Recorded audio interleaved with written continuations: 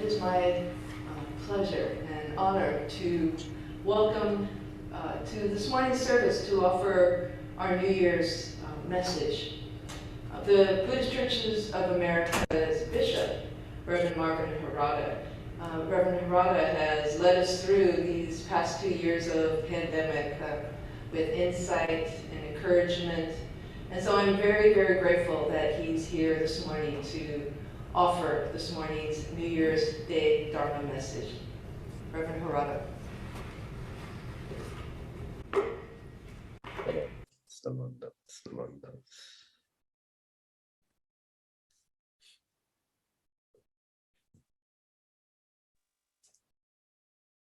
Well, good morning, everyone. Can you all hear me okay? Okay. Well, warm Happy New Year's to all of you. Akemashite omedetou gozaimasu. Thank you very much, Reverend Elaine, for your kind introduction. It's an honor and privilege to give the Dharma message once again, like last year, as is a tradition at the Buddhist Church of San Francisco for the BCA bishop to give the message for your New Year's Day service. I know it looks like I'm there in the Hondo, but I'm zooming in from my home in Anaheim, and I have a virtual photo of your beautiful Onaijin behind me.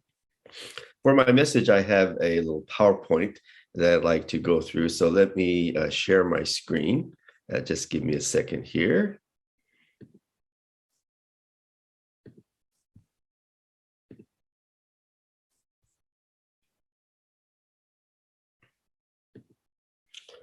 Okay.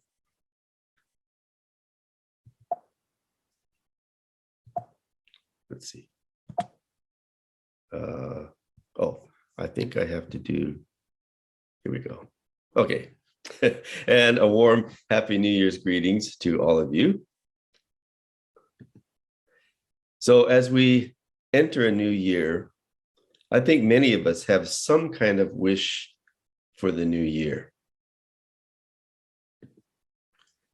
My wish, maybe like many of you, is I wish this pandemic would be over. We're so tired of it, aren't we? We just wish this thing would be over, but it keeps dragging on and on and on. We are zoomed out. We have to go to so many Zoom meetings. We miss seeing our friends and family as we wish. Maybe once again, this year for the holidays, many of you might have refrained from big family gatherings. Our family, we were scheduled to go to Portland, Oregon for the holidays, and a relative there was tested positive. So we had to, everybody canceled the holiday gathering. So we miss seeing our friends and family. We miss traveling. We miss going to the movies and restaurants as we did before. I know some of us are going back gradually to eating in restaurants again and going to movies, but now this recent spike in the virus, and maybe we're going to cut back on that as well. So many of the things that we used to do, our normal lifestyle, has been drastically changed by this pandemic, and we just wish it would be over. We miss going to Sunday services and seeing our Sangha friends. Our friends at the temple, they are in many cases our dearest and closest friends. We miss Obon, and we miss all of our temple activities. All of our BCA temples have such wonderful activities and annual events, and we really miss them. And we miss the food, whether it's just snacks after a Sunday service, or whether it's the food we enjoy, the specialties at Obon. We miss the food. And maybe some others have different wishes for the new year. Maybe some wish for a new car. Maybe their car is getting old. Or maybe they would like to purchase a new home. Or maybe a young couple is looking for their first home. Or maybe some people want the newest, latest computer. Maybe others who maybe have a business wish that this year is going to be a better year for their business. Or if you work for a company, maybe you hope that this is the year in which you get that big promotion. And maybe others have simpler wishes that, oh, I wish my nagging back pain would go away, or I hope I don't get COVID, or maybe this year my blood pressure will go down or my cholesterol will go down. So we have all kinds of wishes. And there's nothing wrong with those wishes. We all have them. However, Buddhism calls those kinds of wishes worldly wishes, meaning they are secular wishes, worldly wishes. And this is in contrast to wishes that transcend worldly wish, a wish that transcends a worldly or secular wish. So what kind of wish is that transcends worldly wishes? And that's what I'd like to talk about today. Well, we just chanted the Shusho-e. And in the Shusho-e, we see what the meaning of a wish that transcends the world is. And I love the first line of the Shusho-e. Now, I know the minister leads that first line, so all of you never get to chant it. But I love this first line of the Shusho-e whenever I chant it or whenever I lead it in a service. And this is the first line. I think you can all recognize it. Ga gon cho se gan. And your minister's assistant, Leo, did a wonderful job leading the Shusho-e today. Ga gon cho se gan. And these are the Chinese characters that make up this first line. Ga is I, and I'll explain a little bit who this I is. It refers to Bodhisattva Dharmakara. I, gon, make, create. I make. Cho is to transcend. Se means the world. And ga is vow. So Chinese is kind of like English in that cho, se are adjectives modifying the noun vow or gone. So it's a transcending the world vow. That's the kind of vow that Dharmakara makes. I make a vow that transcends worldly vows, transcends wishing for a new home or a new car or success in business, something that goes beyond that. So this Shusho-e, I have to talk a little bit about the context of what this Shusho-e is talking about. And it is a short gatha or a poem within this longer sutra called the Larger Sutra of Immeasurable Life, which is one of the main sutras that Jodo Shinshu or Shin Buddhism is based upon. It's actually based on 3 sutras called the 3 Pure Land Sutras, but the main one is this Larger Sutra of Immeasurable Life. And Shinran Shonin refers to this as the true teaching. So in that sutra, so the sutras, first of all, are the sermons of Shakyamuni Buddha, his Dharma messages. So in this particular sutra, Shakyamuni Buddha tells a story. He tells a timeless story to express his innermost heart of enlightenment. Now, in our modern day, we have sort of lost sight of the value of stories, of myth. But the great writer, Joseph Campbell, has written extensively on myth. He has a book called The Power of Myth. And I think people like Steven Spielberg referenced Joseph Campbell in creating some of his movies. So myth or stories are powerful, and they're timeless. They're timeless. They can teach a message for any culture, for any time period. And that's the kind of story that Shakyamuni Buddha expressed in this larger sutra. Okay?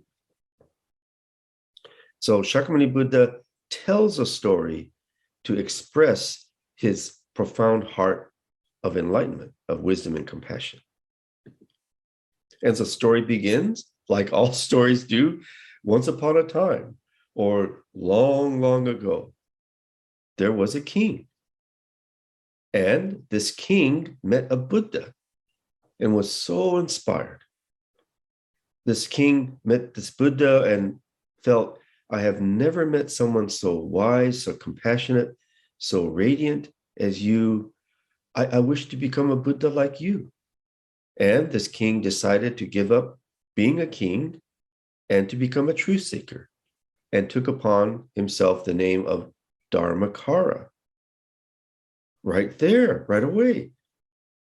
Who does this remind you of? Doesn't this story remind you of someone? Shakyamuni Buddha himself. He was a prince. He gave up being a prince to go on this spiritual search. So we can see he's telling his own, in a sense, life story, but through another story. So Dharmakara is the hero of the story, of the larger sutra. And all good stories have a hero, right? Luke Skywalker, the hero of Star Wars. And I don't know how many of you are Star Wars fans, but it's captivated me throughout these many, many years, from the first ones to the most recent ones. So Luke Skywalker is clearly the hero of Star Wars. And so like Luke Skywalker is the hero of Star Wars, the hero of the larger sutra is Bodhisattva Dharmakara. And so Luke Skywalker, he wants to become a Jedi warrior. That's his deepest wish. And he wants to become a Jedi warrior to save the galaxy from the evil forces of the Empire, right? And here he's training under Master Yoda. Well, Bodhisattva Dharmakara has a wish as well that is twofold. It has two sides to it. It's one wish, but it has two sides. So Bodhisattva Dharmakara aspires, one, first of all, to become a Buddha, and secondly, to liberate or save all sentient beings. And this is one wish, but two dimensions to it, two sides to it, to become a Buddha and to liberate or save all sentient beings. And so this wish is not a worldly wish. It is not a wish for a car or a home or social status or wealth. It is the wish to become a Buddha, an awakened one. Without being awakened, how can Dharmakara truly help or liberate anyone? So Dharmakara realizes, I have to be an awakened one first in order to truly help people become liberated from this world of samsara. So that's the first wish. But the others, so Bodhisattva Dharmakara, the hero of the story of the larger sutra, expresses this wish to become a Buddha, an awakened one, like the Buddha that he has encountered. And the Buddha he encounters in the story of the larger sutra, it's a long name, but he encounters the Buddha by the name of Lokeshvara Raja Buddha. Lokeshvara Raja Buddha. But this Buddha so inspires Dharmakara to seek to become a Buddha himself. So only as a Buddha can Dharmakara truly liberate others by sharing the heart of wisdom and compassion to all. So wasn't this the same heart and mind of Shakyamuni Buddha? See, we can see again, Shakyamuni Buddha is relating his own deepest innermost heart through this story, through this timeless story of the larger sutra. And secondly, this wish to become a Buddha, it's not just for oneself. Oh, I just want to be Buddha and be happy and liberated myself. No, that would be a selfish Buddha. Then you couldn't even call yourself a Buddha because you're selfish, seeking enlightenment only for oneself. That's not what becoming Buddha means. Becoming Buddha means that you also wish to liberate all sentient beings from the world of delusion. So that's the other side of that wish. Dharmakara wishes to become a Buddha, but at the same time wishes to become a Buddha in order to liberate all beings from the world of delusion or samsara. So whenever I chant this first line of the Shusho-e, it reminds me of Dharmakara's wish that transcends worldly wishes. In contrast to my worldly wishes, like, for example, Las Vegas, my favorite city in the world. Oh, Las Vegas. That's a worldly wish. I want to go to Las Vegas. Why do I want to go to Las Vegas? There's many reasons. There's the buffet, there's shows, but the main reason I like to go to Las Vegas is to play the slot machines. And those of you who have been to Las Vegas can relate to how you try to hit the big jackpot, line up the 3 sevens or whatever. So that's a worldly wish. Here's another worldly wish, a Tesla. Now, don't worry. When I became bishop, the BCA did not buy me a Tesla. I just get a car allowance and I drive a Toyota like everybody else. But wow, to have a Tesla. 2 years ago, maybe 3 years ago, before the COVID hit, an Orange County member got a new Tesla and showed it to me and even let me drive it.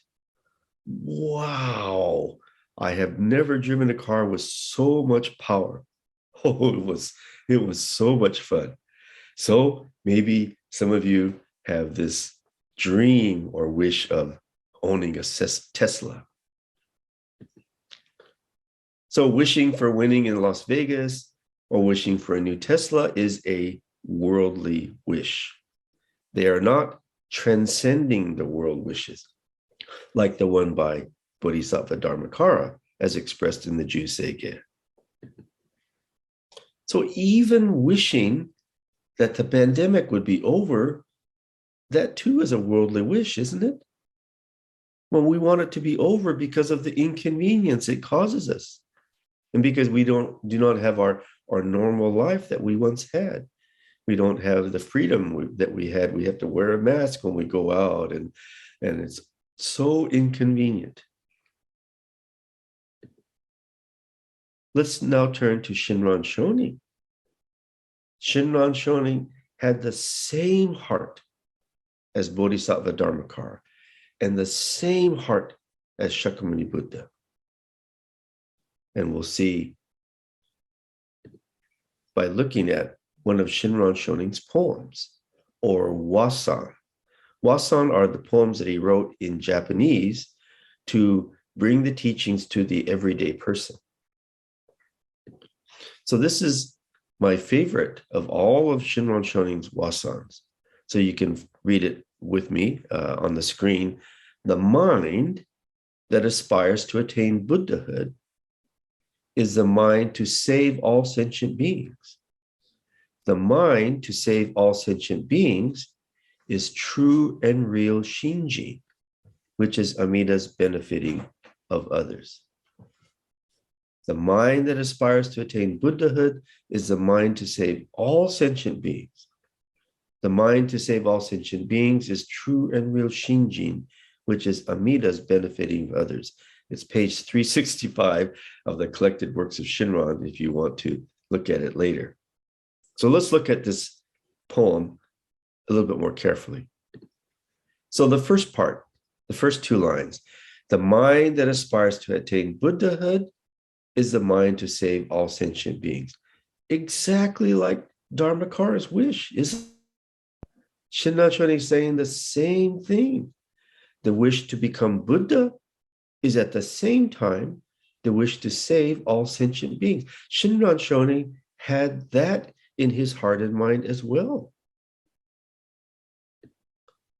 Then the second part of this wasan, the mind to save all sentient beings, is true and real Shinjin, which is Amida's benefiting of others.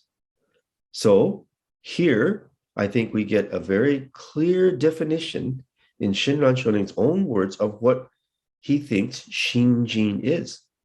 Shinjin, which is our true heart and mind, our true heart and mind. The contents of it are the mind that wishes to become Buddha and the mind that wishes to save all beings. This is Shinjin. It is our true heart and mind. This true heart and mind, or Shinjin, is not something we conjure up ourselves. It's not like, hey, today after the Rose Bowl, I'm going to conjure up this true heart and mind of Shinjin. No, it doesn't work that way. It is something that we receive from the side of truth, from the world of Buddha, which Shinran Shonin expresses as Amida's benefiting of others. So what's unique about Shinran Shonin is that he never takes credit for anything. He never says, well, I did it, or pats himself on the back and said, I accomplished it. I realized it. In the Zen tradition, you have Zen masters that talk about their enlightenment experience. But Shinran Shonin never takes any kind of credit. Everything is something he's received. All the teachings, it's something he's received from the Buddha, from his teacher Honen, or from the great masters and their writings. He's always receiving the teachings. He's humble. He's humble to the nth degree. He's the ultimate in humility. And that's what makes him unique. So he expresses this as saying that this is Amida's benefiting of others. Dharmakara, in the larger sutra, in the story, if we sort of move to the end of the conclusion of the story, Dharmakara seeks to become a Buddha, and he becomes a Buddha by the name of Amida. So this larger sutra is this timeless story of how Amida came to be, which is really the heart of all Buddhas and is the heart of Shakyamuni Buddha as well. So as we begin a new year, and we have many wishes for this new year, may we be reminded of this powerful story, this timeless story of the larger sutra, in which Bodhisattva Dharmakara makes a wish that transcends all worldly wishes. Ga gon cho se gan. And so may Dharmakara's wish resonate within our hearts and minds. This true heart and mind is within all of us. This wish to become Buddha and this wish to liberate all sentient beings, it's within all of us. Now, you might say, gee, I don't think I've ever thought of becoming Buddha before. But I would argue that point. I would say that, yes, every person has at some point in their life had that deepest thought emerge, but it doesn't come out quite in the same words. For example, if you've ever thought in your life, isn't there more to life than this? Is this all life is? Work, eat, sleep, work, eat, sleep. Isn't there more to life? Well, that's this deepest, innermost aspiration, this wish to become Buddha that is trying to emerge from within you. Haven't you ever had the thought, isn't there something more fulfilling in my life? What is the meaning of my life? Who am I really? Those are all expressions of this deepest wish stirring within our hearts and minds, this true heart and mind that is within all of us. Shinran Shonin shows us this true heart and mind that's within us. Shakyamuni Buddha shows this true heart and mind that is within us through this profound story of the larger sutra. May all of us connect with this timeless story of the larger sutra and be reminded that maybe our wishes for the new year are worldly wishes, but there is a deeper and more profound wish, something that transcends all worldly wishes, that is expressed in the Juseiga in the first line, Ga Gon Cho Se Gan. Naman Naman Naman Naman. Thank you very much. Let me stop sharing here. Thank you very much. Thank you, Reverend Harada. And Happy New Year to you and your family. Thank you for joining us this morning.